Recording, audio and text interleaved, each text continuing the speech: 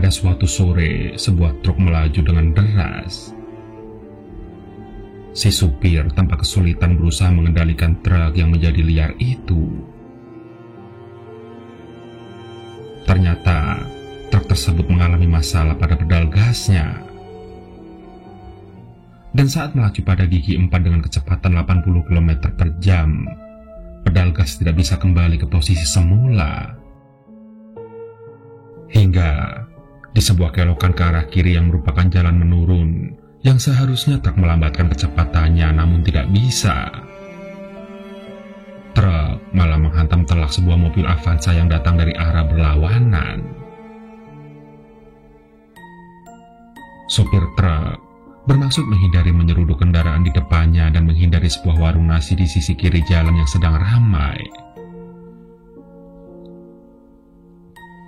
Avanza yang ukurannya tidak seberapa dibanding truk tentu saja hancur bagian depannya, bahkan terseret beberapa meter.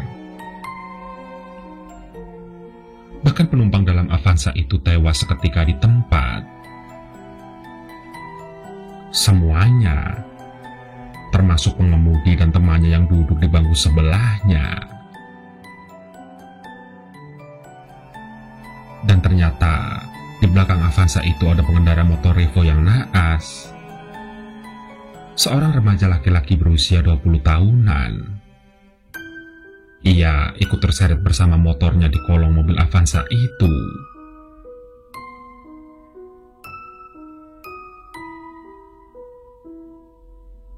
Tio sudah seminggu lebih di kota Malang. Ia sedang liburan kuliah. Sebenarnya keluarganya juga baru sekitar 7 bulan di Malang. Ayahnya yang seorang tentara dipindah tugaskan, dan sebelumnya mereka tinggal di kota Semarang.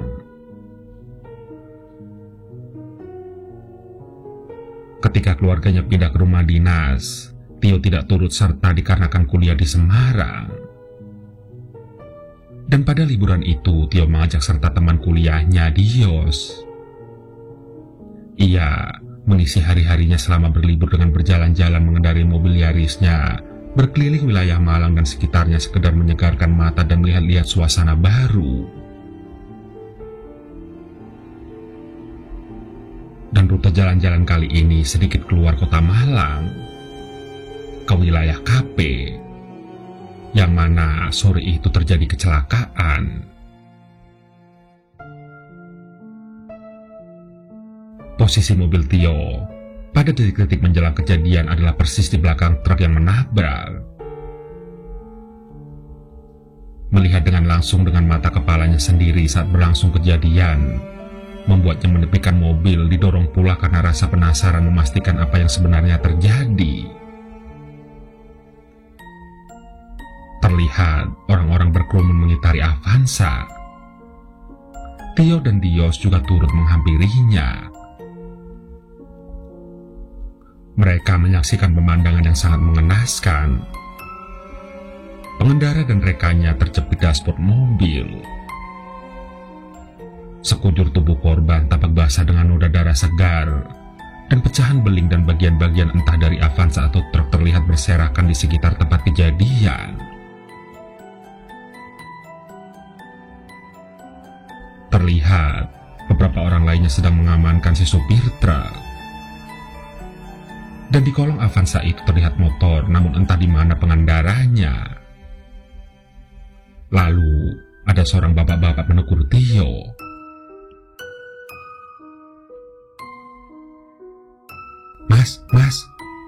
Masnya yang bawa mobil Yaris itu ya?" katanya sambil menunjuk ke arah mobil Tio. "Iya Pak, kenapa ya?" "Masnya gak kenapa-napa." "Saya gak kenapa-napa Pak." "Mas, bisa minta tolong gak Mas?" lanjut si bapak. "Iya Pak, ada apa?" "Ada korban lagi sebenarnya yang naik motor. Kondisinya udah gawat kelihatannya Mas. Harus buru-buru dibawa ke rumah sakit. Kalau nunggu ambulan lama, Masnya bisa nganter gak ya?" Tio sejenak diam terpaku atas permintaan si bapak. Lalu ia menatap ke arah Dios. Dios memberi kode menggeleng tanda tidak setuju. Sebenarnya Tio juga merasa ragu jika harus membawa korban kecelakaan ke dalam mobilnya. Namun di sisi lain ia ingin juga membantu. Akhirnya Tio mengiyakan permintaan si bapak itu. "Ayo, bawa korban ke mobil Yaris Mas ini," teriak si bapak kepada orang-orang yang ada di lokasi. "Serius kamu yo? Bakal panjang urusannya lo," kata Dios. "Abis gimana bro? Kasian juga kan?" Akhirnya korban kecelakaan yaitu pengendara motor sudah di dalam mobil Yaris Tio di kursi belakang. Dan si bapak tadi serta seorang lagi turut juga mengantarkan.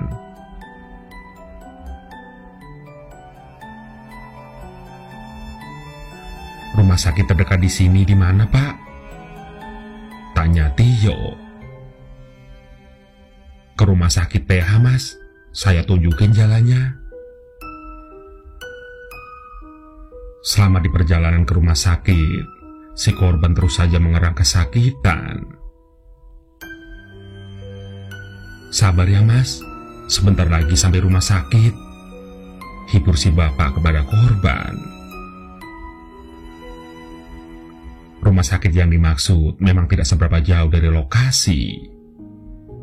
Namun, di perjalanan, si korban sudah tidak mengerang dan tidak lagi bergerak. Dan saat tiba di UGD, ternyata korban telah meninggal dunia di perjalanan.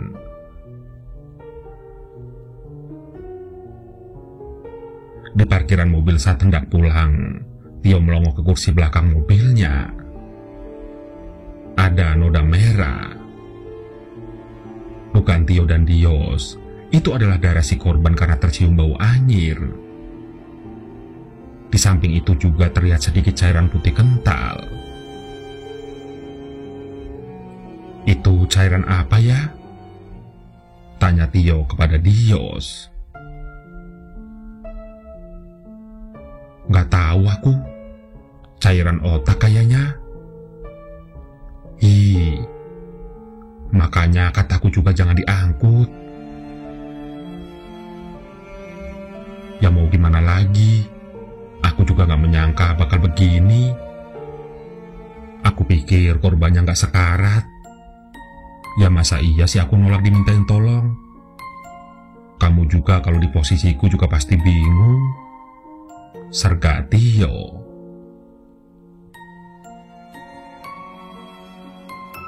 "Baunya jadi anjir mobil kamu yo.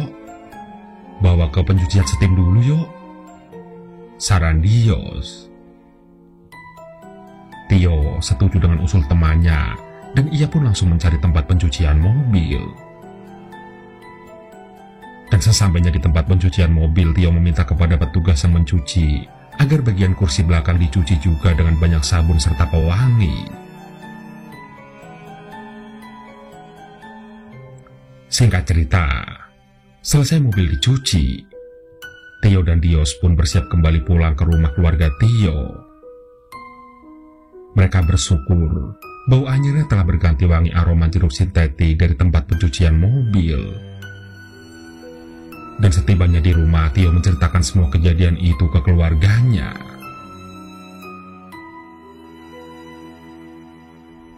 Mendengar cerita Tio, ibunya tentu sangat khawatir. Namun Tio meyakinkan bahwa dirinya baik-baik saja. Dan sejak kejadian kecelakaan itu, Tio menjadi enggan berjalan-jalan sore mengintari kota Malang. Lagi pula, pikirnya, sehari lagi ia mesti kembali ke Semarang karena perkuliahan akan segera berlangsung.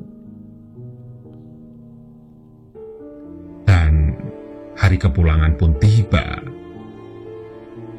Dengan mengendari mobil Yarisnya, Tio berangkat dari Malang pukul 4 sore. Sengaja ia berangkat sore dengan pertimbangan lebih santai.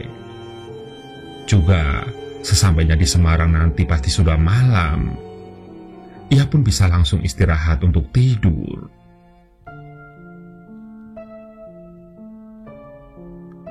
Di tengah perjalanan, saat waktu menunjukkan pukul 8 malam, Tio mengendarai mobil dengan kecepatan sedang sambil mendengarkan musik. Sedangkan Dios tidur di kursi sebelahnya. Tiba-tiba, hidung Tio mencium sesuatu yang ia kenali beberapa hari terakhir. Yos, bangun dulu Yos, sergah Tio kepada Dios. Kenapa? Minta ganti nyupir? Enggak. Kamu nyium sesuatu enggak? Dios terlihat mengendus-endus mencoba menangkap bau yang dimaksud Tio.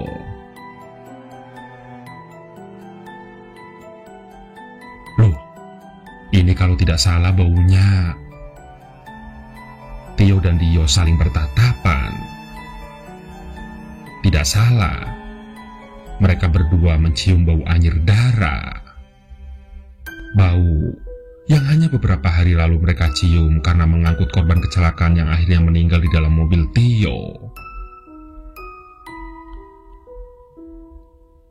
Hari berikutnya saat di Semarang, setiap Tio mengendarai Yarisnya, bau anyir darah menyeruak seisi dalam mobil.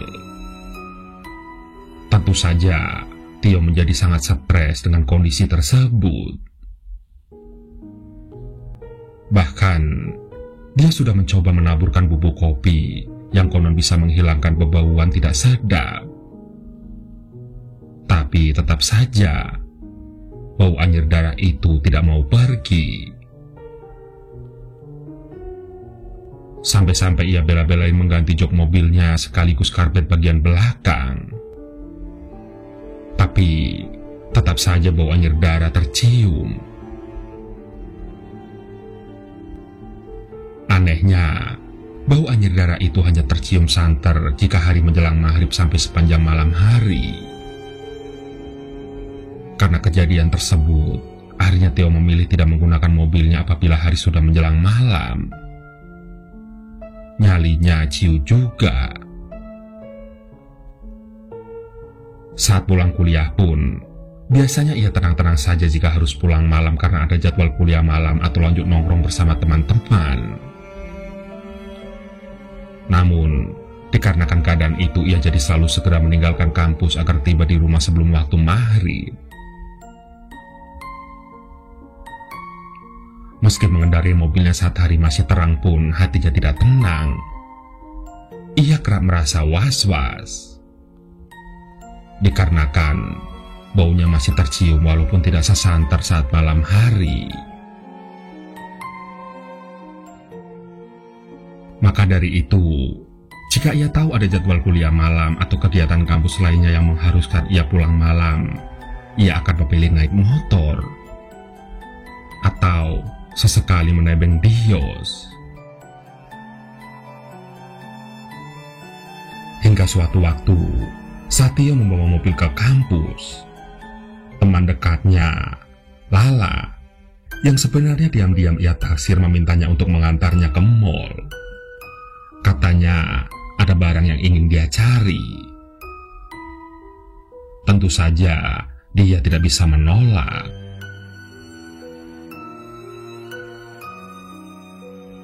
Namanya juga cewek, jarang sekali jika belanja katakanlah baju, langsung mendapat yang dicarinya, selesai terus langsung pulang.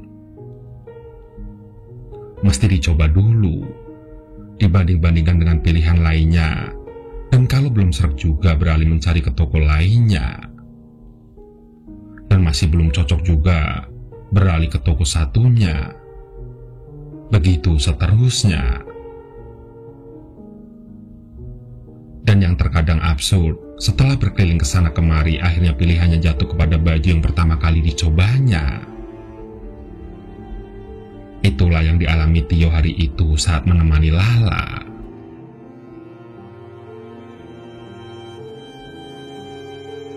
Saat menjelang sore, ia melirik jam tangannya. sudah pukul 5 sore. Kalau tidak pakai acara muter-muter, jam 3 juga sudah selesai.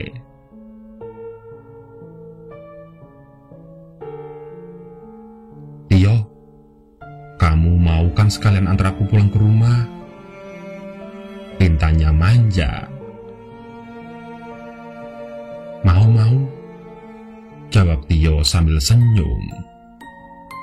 Tapi dalam hatinya berkata, mampus aku, bakal pulang kemalaman ini. Singkat cerita, sesampainya di rumah Lala sudah sedikit lagi maghrib.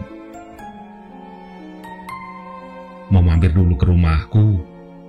Tanya Lala. Nanti ajalah, lain kali. Aku banyak tugas kuliah, jawab Tio beralasan. Oh gitu, ya udah, makasih ya yo. Sampai ketemu besok di kampus. Tio pun langsung tancap gas dan perasaannya langsung tidak enak.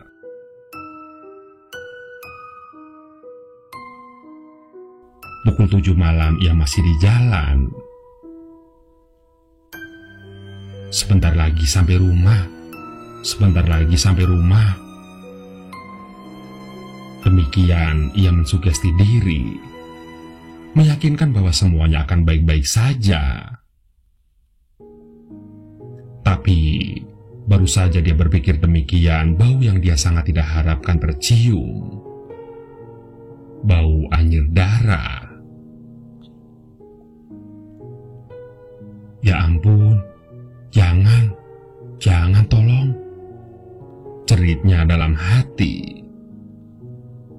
Ia pun lalu memilih-milih lagu kesukaannya pada tap mobilnya yang ia bisa nyanyikan demi menghilangkan rasa parno. Sebenarnya, sedari tadi pun ia menyetel radio. Hanya saja lagu-lagu yang diudarakan oleh stasiun radionya acak dan kurang akrab di telinga. Dan pada lagu pilihannya, ia mulai membesarkan volumenya kemudian ikut bernyanyi kecil. Tapi, lagi-lagi sia-sia. Pikirannya tidak teralih. Bau anyir darah tetap santer tercium. Seolah ada cipratan darah yang menempel di ujung hidungnya. Hingga di antara untaian lagu ia mendengar suara lain. Tio pun memiring-miringkan kepalanya untuk memperjelas suara apa itu dan berasal dari mana. Pikiran Tio kalut. Ia bingung akan sumber suara. Apakah dari lagu yang sedang diputar atau dari sumber lainnya? Ia pun lalu mengecilkan volume tape mobilnya.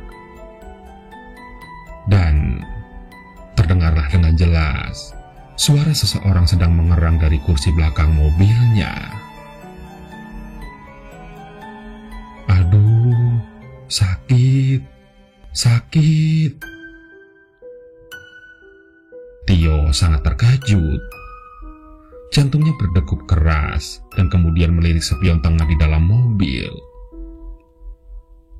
Ia tidak percaya dengan apa yang kedua matanya tangkap.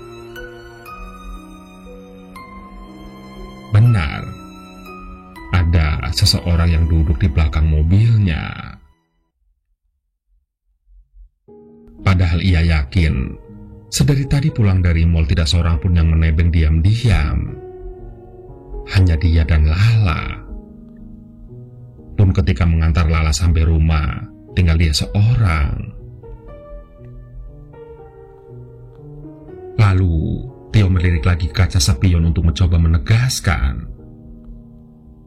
Dan ia melihat ada seorang laki-laki sedang duduk dengan kepala berdarah bercampur cairan berwarna putih. Di sisi kiri kepala orang itu terlihat darah yang paling banyak keluar mengucur. Tio ketakutan setengah mati. Namun ia berusaha mengendalikan diri agar tidak celaka. Sebenarnya, Ia ingin segera menepi dan pergi kabur meninggalkan mobilnya begitu saja. Namun mengingat rumah tidak seberapa jauh lagi, ia pun tetap bertahan melajukan mobilnya. Sesampainya di depan rumah, dengan sembarang dia parkirkan mobilnya di depan pagar rumahnya. Ia lalu masuk ke dalam rumah dengan terbirit-birit. Tio pun akhirnya mengabari kejadian yang menimpanya kepada kedua orang tuanya di Malang. Dan orang tuanya meminta agar Tio berserta mobilnya pergi ke Malang. Dan di hari Sabtu pagi, Tio ditemani Dios pun berangkat ke Malang. Dan mereka sampai di Malang sudah menjelang sore. Tio menjumpai orang tua dan adiknya yang sudah menunggunya di teras rumah. Terlihat ada dua orang yang Tio tidak kenali bersama mereka. Yang satu dari perawakannya laki-laki berusia sekitar 30 tahunan. Dan seorang lagi bapak-bapak berpenampilan laksana pemuka agama. Memakai baju koko, mengenakan celana bahan berwarna coklat, serta memakai peci. Dan di saku baju koko bapak itu tersembul tasbih. Akhirnya, ayahnya memperkenalkan kedua orang itu kepada Tio. Ternyata bapak itu adalah orang pintar yang bisa membantu orang dengan masalah gangguan makhluk halus. Sedangkan orang yang satu lagi adalah pengantarnya. Dan saat memperkenalkan diri, bapak itu menyebut dirinya sebagai Mbah Sastro. Lalu, Tio pun menceritakan semua kejadian-kejadian yang ia alami di Semarang. Jadi, persis hari Kamis malam kemarin, ada penampakan di belakang mobil saya, Mbah. Terang Tio. Oh walah, pantas saja. Sekarang aku melihat ada yang duduk di belakang mobilmu. Kirain teman kamu yang menunggu di mobil. Respon Mbak Sastro. Mendengar paparan Mbak Sastro, wajah Tio dan Dios berubah bias. Ya sudah, setelah sholat maghrib, aku minta dia supaya pulang ya, ucap Mbak Sastro.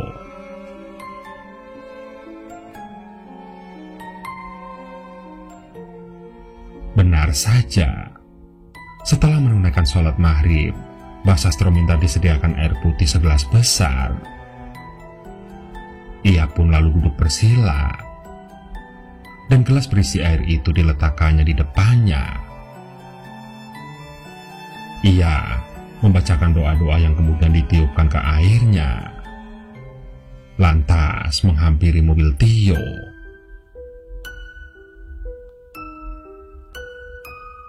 Nampak yang lainnya hanya menyaksikan dengan mengambil jarak dari mobil. Mbah Sastro membuka pintu mobil bagian belakang lalu duduk. Dan kembali ia terlihat membacakan doa-doa. Pemandangan selanjutnya ia seperti sedang bercakap-cakap dengan seseorang. Setelah itu air dalam gelas itu diciprat-cipratkan ke bangku belakang juga ke bagian depan, hingga akhirnya ke seluruh bodi mobil. Sudah nak Tio, aku sudah minta dia pulang baik-baik. Sekarang mobilmu sudah bersih, tidak bakal ada gangguan lagi, kata Mbak Sastro. Beneran, Mbah? Insya Allah. Benar saja. Semenjak saat itu bau anyir darahnya hilang, tidak tercium sama sekali.